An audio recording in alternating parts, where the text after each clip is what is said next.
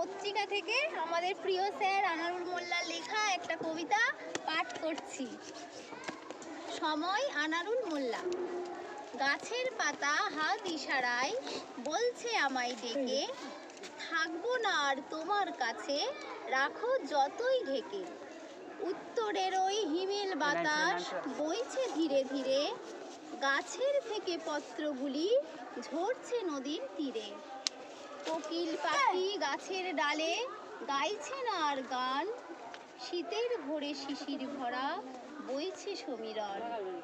বিদায় দিয়ে বলছে সবাই আসলো আবার ফিরে, আসবে যখন সবাই মিলে বসন্তের ওই ভোরে। ফিরে আসলো গাছের পাতা, আসলো ফিরে ফুল, আরো এলো পাখ পাখালি, ফিরলো গাছের মুকুল।